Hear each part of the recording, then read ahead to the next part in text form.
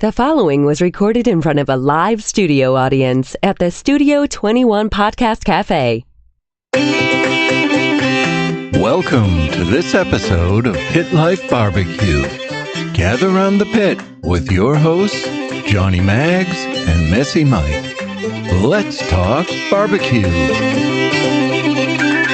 What's up, everybody? Coming to you live from the Studio 21 Podcast Café in beautiful, frigid Salem, New Hampshire. It's the Pit Life BBQ Podcast, where we talk everything barbecue and a lot of other topics you normally talk around the pit. As always, I'm joined by Messy Mike. Hello. How you doing? Good. How are you? I'm fucking miserable. And I see that you Language. you've memorized the intro. Have you memorized your reading? My ending? I have not. Well, there's Nor will should he. be a whole There's a box bunch of pieces of paper over there. tucked Yes. around the back. Yes. So what's going on? I heard some news that you made another barbecue-related purchase. I might have. But yeah, no. First off, I'm back to work. Okay. Thank God. You must be excited. I am exhausted and I am in so much damn pain. Exhausted from work or exhausted from being off for all this time? I think it had to be off for all this time, and my legs are absolutely on fire. Well, you started in a snowstorm. Oh yeah, then throw another foot of snow into it your first day back. I swear to God, I'm blaming my father on this one, because he's like, "Oh, you timed this perfect. You know, you pretty much missed the winter." I go, "Yeah, pretty much we're in March is the new Boom! winter. You're going back Monday here. Here's 14 inches of snow. Yeah. And ice. Yeah, You're not fun. bitter, though. I hate to say it. I think March and April are going to be, snow months.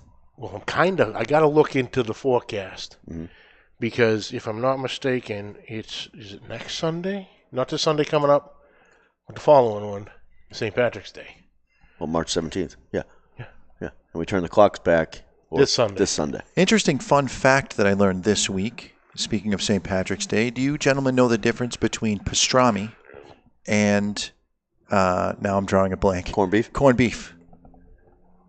Go ahead. John, you want to take this? Go ahead. The spices used? Negative. Okay. The difference is pastrami is exactly the same brine, and it's smoked, whereas corned beef is boiled. Yep. Oh, okay. So you brine them the same pink salt, and So if you smoke a corned beef, it's pastrami. correct. Okay. Okay. Hold on. Start the presses. The voice you're hearing is our very own Mr. Jonathan. Yeah, He is I'm filling in for Ed's producer, Ed Sullivan, who is in the chat room. Hi, he? Ed. How are you? Nice. What's up, Ed? We got Mike Jordan. What's up, brother? I hope you got my message. Oh, did you respond And to we'll him? talk yesterday morning because Perfect. I'm not expecting you to do anything. Oh, I meant to. Yeah, of course. You mean. But you don't do. I don't. You don't. And Ray Sheehan. What's up, Ray? Ray, were your ears ringing? We're just about to bring you up. He's going to cling the bottles. We're going to clink the bottles. Ray, thank you very much, sir. He wasted no time, by the way. What do we have? What do we have there? That looks like barbecue have- sauce, judging by the shape of the bottle. From Ray, Sheehan, who was on last week. Yeah. Barbecue He Buddha. sent me 2 bottles of sauce from his company, Barbecue Buddha. We have the Barbecue Buddha Kansas City barbecue sauce. Nice. Right there. And we have the Barbecue Buddha Memphis Mop barbecue sauce. I can't wait to hit this with some ribs. Now, what is the difference between the two? I hear you guys mention mop from time to time. Is that a different base of a barbecue sauce? The mop is more vinegar based. And Okay. the Kansas City is a more tomatoey, bolder flavor. So you're with the mop, I would imagine you're looking to put that on a tougher cut of meat to be able to break that meat down. Usually a mop, you're going to do it with either pork butts, pork shoulders, pigs, ribs, and it's just it's like a marinade during the cooking process. Gotcha. So as they're smoking, once they've smoked for a few hours, then a lot of people will put a mop sauce on them. And it's just a more vinegar-based barbecue sauce. I have to say, and I'm a huge fan of the podcast. I know I was on one other time. I made a small cameo. You invited me up. Thank you. I'm a huge fan of the podcast. I listen every week. I'm one episode behind right now, so I haven't heard Ray's episode yet. But you guys have inspired me to experiment more than I ever have in my entire life when it comes to working in the kitchen. Awesome. You may not know this, but I tend to cook lunch for my guys here every day. I'm going to cook anyways, so if I got an extra guy on the payroll there, what is it, an extra $5 to add him into the meal? So I just add him into the meal and whatever. But I have never been all that adventurous when it comes to the different kinds of meat. I always was really a filet mignon kind of guy, or tenderloin, where it's difficult to mess it up. You can have it on the rare side. And I've been experimenting recently with the tougher cuts of meat, and I'm starting to get into longer cooks using my sous vide. Sous vide. Oh yeah, the sous vide. We will get this. So we should. So or not sous vide. So we need to change our podcast to what, around noon? Yeah. Noon every day, so Yeah. we can get lunch. Yeah, That's you right. Tell my boss that. let me know how you make out. Well, just come up during a lunch break, Do do the podcast. It ain't the old days, bro. drive back. It ain't the old days.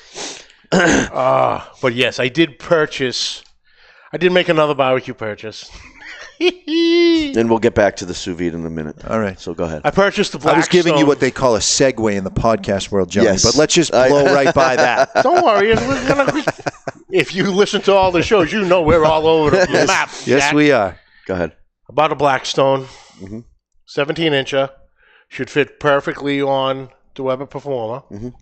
So, yes, CJ and Kent, if you're listening, and all the other guys, they love spending my money. What does it do? What is a Blackstone? It is the 17-inch is basically a portable, what the fuck is it?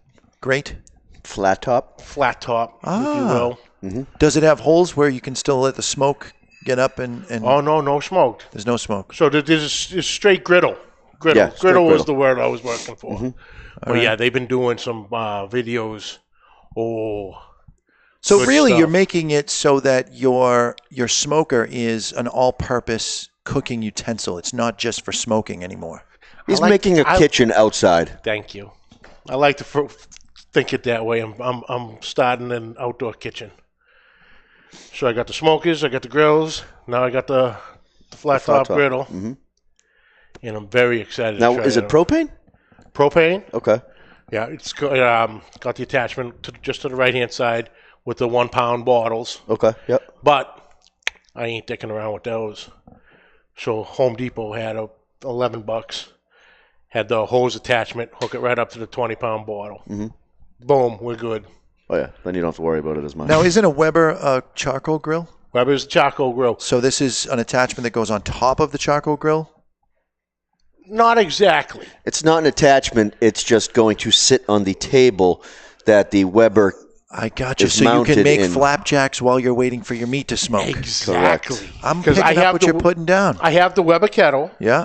Then I bought the Weber kettle Performer, which is a whole setup with the Weber kettle built. It's a stand with a work area A little tape. in the table Yeah. with the kettle sits in. Now, the space that you had that was workspace, you've now taken up with your griddle. Yep. And he's Yeah. also renting space now from the neighbors too, because he's He's out encroached of- in their space as well. He's out of space in his yard for all of his toys. Jealousy will get you He's, nowhere, my friend. he's going to be the chef for the whole neighborhood. I'm all right with it. I officially have more grills and cooking equipment in the neighborhood than anybody else. Oh, I bet. Possibly combined. I bet you in the state of Derry too. Or Jesus, in the State of New Derry. Hampshire, State of New genius. Hampshire. Town of Derry. But yeah, got the Blackstone. Yeah, a lot of interesting stuff. I mean, you can do smash burgers. You can do Smash burgers, all types of breakfast eggs. stuff. Yep. Fajitas, all that.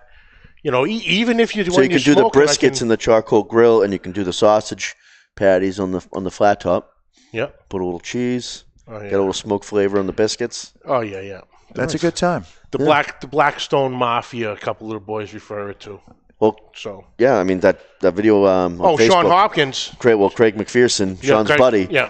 who lives in Amesbury. He had, I don't even know how many setups he had. 1, 2, 3, 4. I think there was 5 or 6 Yeah. guys. 6 setups. They were on the deck. One had burgers. Another one had full-fledged breakfast stuff. Oh, yeah. Bacon, sausage, eggs. Another one had some burgers, but there was 6 of them, and it looked like the best time ever on a snow day. Kent's actually done pizza on it and everything else. Oh yeah, there's plenty of stuff. It should be coming in next week. Very nice. Very excited. More goodies. I played around with a recipe that I think would go really well on your Blackstone. You shred a potato, a full size russet would probably be the best one. So you shred that in a shredder, like a cheese grater, and you wring out the extra liquid. The more liquid you can get out of it. I was toying with getting a cheesecloth and really giving it a good wring, but I used my hands. And then I mixed in about 50% sharp cheddar that was also grated, the same consistency, and I laid that in a pan with a little olive oil, and I toasted the bottom of it, flipped it, toasted the bottom of it, and that is the start of my pizza shell for tomorrow's snack. Because we do lunch on Thursdays. It's a late day for us here. We're open till 8. So we do lunch at noontime, and then we do second lunch around 6. So you're telling me you're making a pizza crust out of potato potato shreds, and cheddar cheese. Correct. Then I'll add some sauce and cheese to that, and we're going to have ourselves a party. Yeah, that sounds like a good sounds time. Cool, yeah. Wow, that sounds like different. That's definitely different. Yeah. I like that. I like that idea. So the question is, sous vide or not sous vide? That is the question. That is the question. And luckily, we have our resident sous vide. I'm calling Sous vide master. I don't know that I'm a master. But I listen to your show, and I want to try all these cool things that you guys are talking about, and I'm at work. So I did a little research, and the best way for me to be able to pull it off is using one of these immersion circulators. It looks like a stick. It attaches to the side of a pan. For once, I can use a thin bottom pan and not burn anything. So I fill up, it's probably a 5-gallon pan with water up to the line, and turn on the unit. It beeps when it gets the temperature. And I just cooked yesterday it's essentially a pot roast. I mean, real tough cut of meat. I cooked it at 160 for an hour and then dropped the temp down to 140 until I pulled an internal temperature of 140. And I just poured a vinegar-based, I guess what you'd call a mop, in after I had tenderized it and salted the beef. And it came out as tender as any filet mignon that I've ever cooked. But with more flavor. So much more flavor. You had some nice marbling in there with the fat. I wanted to drink the liquid that was at the bottom. I mean, it just smelled amazing.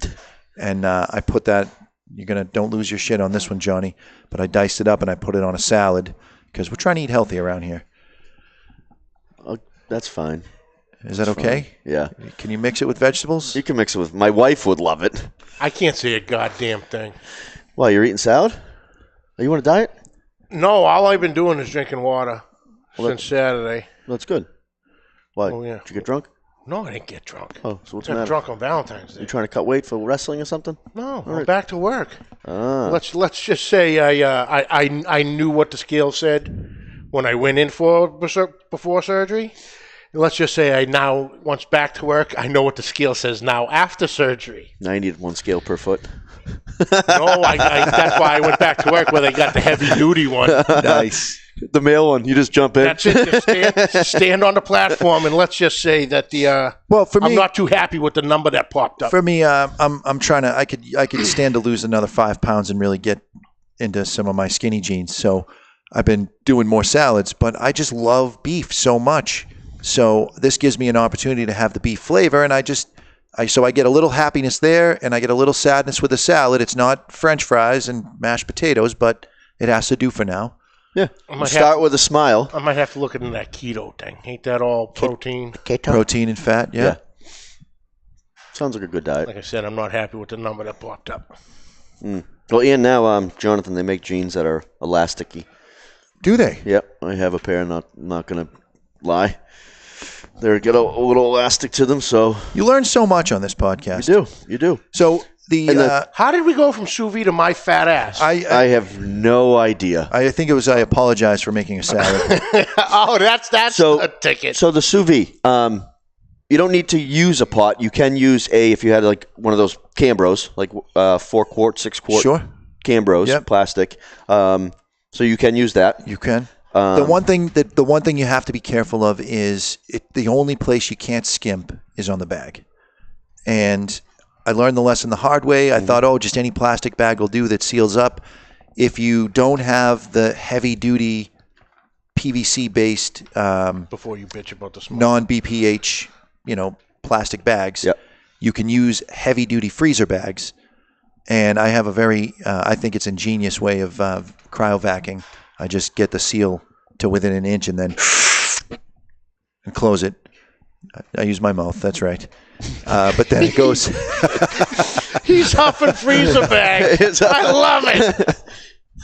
But you do want to get the air out because the meat will end up floating and it won't be completely immersed. So you got to get the air out and get it sunk down. If you're heating up vegetables with it, I will typically put the vegetables in a separate bag and I'll put that in first and then put the meat on top of that so the weight of the meat holds the vegetables down below to get them warmed up. Okay. So you're cooking food separately.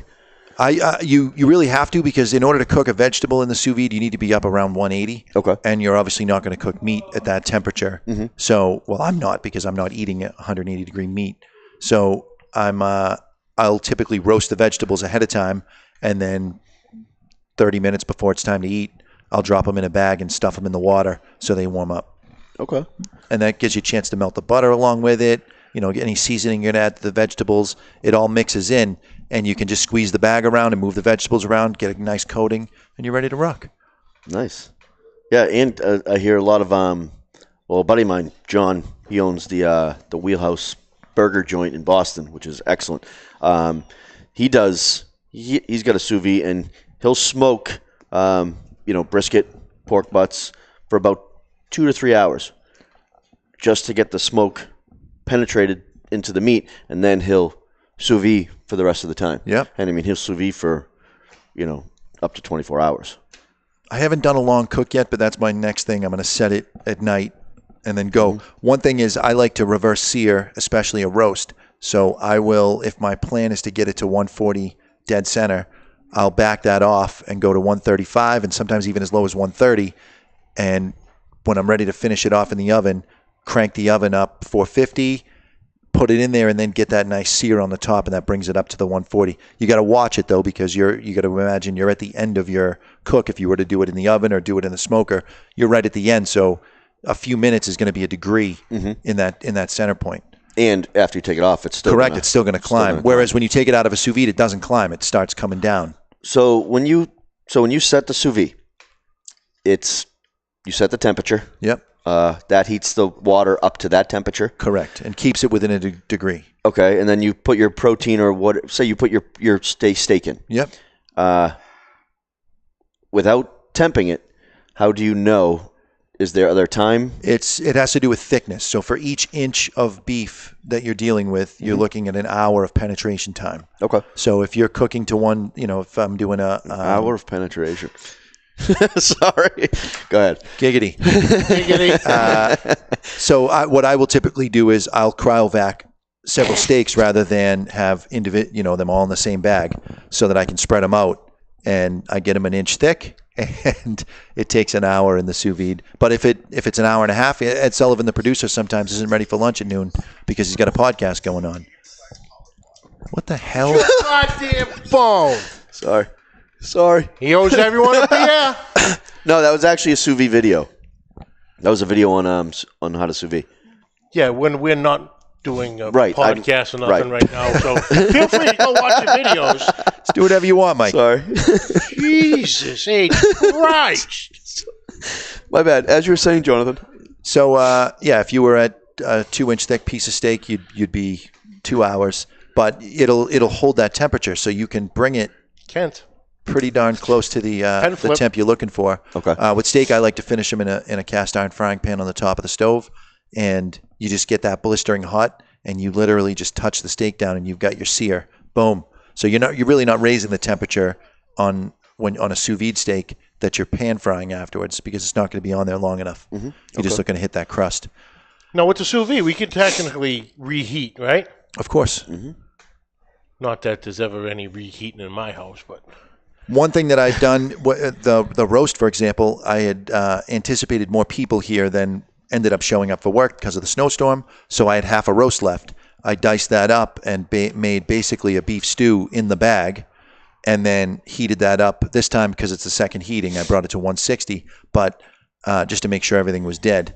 But it's better than boiling it. And, it broke everything down. Everything was super tender. So we had a stew the next day. So Nice. I bet you that would work real nice with reheating, pulled pork, brisket, ribs, whatever. Yeah, you don't dry things out. Yeah. Just whatever you have in there. And there's butcher shops now that offer meals in a bag. Correct. They'll cryovac it for you right there. Yeah. You made the lollipop chicken, which I got to pick your brain on that. Okay. For the event that we had last week. And I had some of them left, so I dropped those in a bag. How was everything? Outstanding, by the way. Excellent. I scooped all the juice that was in the bottom of the pan. It had kind of gotten gelatinous. Put that in the bag, sealed that up, dropped it in. Even the people that had the chicken the night of the event said, "What did you do to this? It's so much better." And I did nothing. I didn't add a single spice, nothing. I just reheated it in the sous vide. Again, took it to 160 for an hour, and it was fantastic. How do you get that lollipop look to the chicken? Do you just cut the tendon and it does itself? It's about a 3-hour process. Yeah, no, you take the Chicken leg. Chicken leg. and you score right where the bone meets the big part, the meat part, and you score it, and then you just take a knife and you scrape it back, and then you'll feel it's like a cap, and you'll pull it off of the actual end bone. Yeah. So you'll see the whiteness, and then with the drumsticks, you do have some tendons that you need to cut away. Oh, so you clean those up? Because Yeah. that's one thing I was noticing as I'm eating it is I'm not chewing on tendon. So I didn't know if that disintegrated somehow or whatever, but you actually removed it. Yeah. Yep. Awesome. Yeah, removed whatever we could of them. Then the rest would. The rest of it. Sure. Sure. It's a lot easier to do with wings. What did you Chicken do for a sauce on that? Because that was also fantastic. Was that some kind of cherry glaze or something? That was a black pepper sauce. It had a little sweetness to it. It did have some spice. Very good. Awesome. Do you give out the recipe on that? I do not. Jerk. I do not. I will give it to you after the show. How are the meatballs? The meatballs were fantastic. That was a big hit. And whatever you did with the sausage wrapped in bacon, and you had that cheese on top, there weren't any left at the end. Pig shots. Really? Awesome. Those were gone. Awesome. So what was the secret on that? It's just you can use any. First, I have to give credit to Matt Pittman. Thank you, Matt Pittman. Yes, it's one of his recipes. So you take any smoked sausage, you cut it into 1/2-inch pieces, and then when you wrap the bacon around, the bacon will obviously It'll stick up a little bit from the sausage, and then you take it's diced jalapenos, cream cheese, cheddar cheese, little chili powder. I use the barbecue Buddha rub. The rub.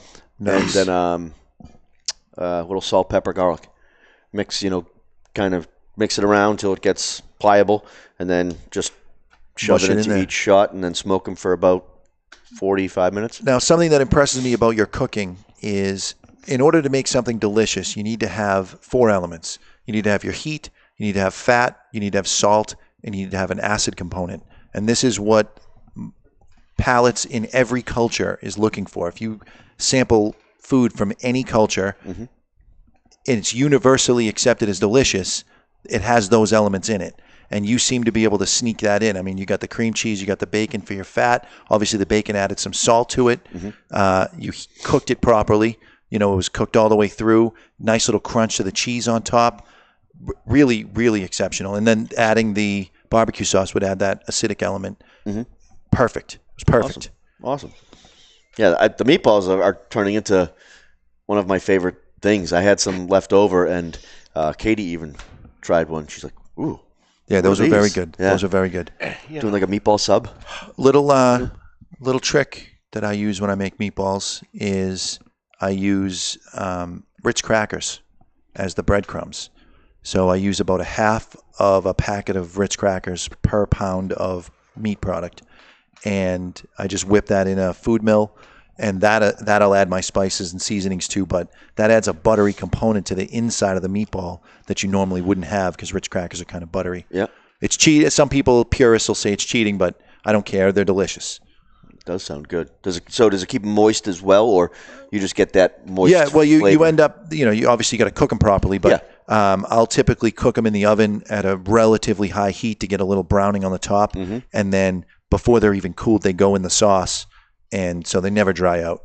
So when you do them in the oven, do you put a little sauce in the pan first? I don't. Okay. I don't. There's some people that do. Some people will add a little bit of tomato sauce to the mix itself to get the tomato flavor on the inside. I'm a little more old school on that respect. I like to get them brown. They're not even really cooked in the middle yet, and they finish cooking in the sauce. And the sauce is done when you start to see an oil slick on the top.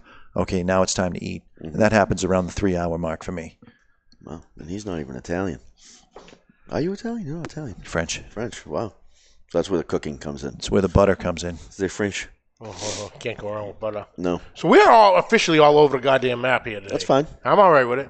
That's fine. But this is good. And Mike Jordan. I know. Just not to change the subject, Joe, though, with the But you're gonna jerky. Go ahead. Yeah. If you have any other questions, but once you get sample products out, we will definitely give them a try for you. And you can be on the show. You can be on the show anytime. Screw you, Messy Mike. No, I'm just kidding. He didn't say that. So mean. I just wanted to get a reaction out of you. Have you ever done like a skirt steak or a flank steak sous vide yet? Yeah, what have you done? I've done recently. I did steak tips. I did that basically pot roast. I've done every kind of tenderloin combination that you can think of. Full-size steaks. I love Delmonico done up. You get Market Basket locally here sells prime cuts now, so you can get a prime Delmonico 1.5 inches. It takes about 1.5 hours in the water, and I'll even sometimes let it sit in there a little longer. Put a hard sear on that, and oh my God. So if you don't do the sear after the fact, it's completely edible. Does it taste different? No. Well, it does taste different in that you don't have that kind of crunchy outer coating that you get. New thing I've been doing is I will mush Parmesan cheese into the outside before the sear, and that gives you a real nice crust and also adds a little layer of salt and fat to the outside. But I've done roasts where I just pull it out of the sous vide, slice it, and we're ready to go. Okay. There's no need to rest the meat if you're pulling it right out because it's not going up in temperature. It's staying as is. I might have to get one. And you said you paid. Well, I have 2 of them. Watt? So I have the Gourmet 1200 watt, and I also have the Dash 800 watt. The problem with the 1200 watt, and it's good if you're looking to do something quick. It gets the water up to temperature faster than the 800 watt, but it beeps every 2 seconds when it gets to temperature until you tell it to stop beeping. It's annoying as hell. Oh, I bet. And it's the same price as the Dash 800 watt. That beeps once when it gets to temperature, and that's it. They both do essentially the same thing. There's more expensive ones. Those were $100 each, and I think I bought. Yeah, they them. have like the chef step. I've seen. You can get you can pay $200 and have it connect to your phone through Bluetooth, and you can control it from anywhere. Connect it to Wi-Fi if you want. I wasn't getting that fancy. They all do the same thing. They heat the water. They hold the water at the right temperature. So if you're that guy, if you're Johnny Mags over here, and you need every toy, get the one that connects to the Wi-Fi because it is cool as hell. But it does the exact same thing that the Dash does for half the price. Okay. And the sous vide units, they actually started out as not science experiments, but equipment in science labs. Yeah, they were looking to be able to hold temperatures hold the water at exact temperatures to be able to grow cultures.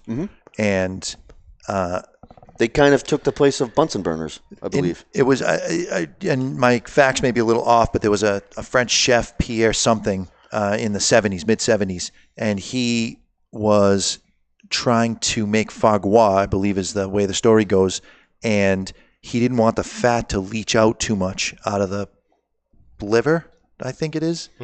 And so he figured out that he could get that to stay in if he cooked it at the right temperature, at a lower temperature than what he was able to hit with regular fire and water. So he figured out that he could use the sous vide and be able to do it. And then it kind of took off popularity-wise with the ability to cryovac food and be able to store it long-term. So they'd cryovac it, cook it in the cryovac, and then you'd be able to have a shelf life on that without having to add preservatives to it. So it really kind of took off as far as being used in the home in the mid-2000s. Units were expensive. You could pay $1,000 for them. And more recently, they've dropped down into very, very easy price points for the consumer. Well, they probably skyrocketed when they were on the Iron Chef for the first time. Right. So probably went up in price there. Yeah. Now, so a sous vide, so it's vacuum sealing food. Correct. So it's under vacuum, so you can't just take a Ziploc bag. I've done it in a pinch. I went to a buddy's house and I forgot my cryo bags at home, and he had freezer bags. So I was able to do it with the freezer bag. It's a one-time use. You're not going to reuse that freezer bag. It's not like the heavy-duty bags that I have that work the same way. Okay. But yeah, you got to make sure you get the air out so it sinks and you're good. Gotcha. Okay. That's great to know. What? When you buying it? Huh? When you buying it? It's been on my radar for a little bit. It's a game changer. I mean, everybody praises it. Everybody says it changes the cooking process only because it makes your life easier. There's a dude on YouTube that converted his Coleman cooler. He drilled a hole in it to accept the sous vide. Yeah. And then he was doing one of the videos I saw. He had 3 or 4 briskets in there just going, and did his 24 hours in the Coleman cooler outside, and then threw them on the smoker to finish them off. I mean, you really could go industrial with it.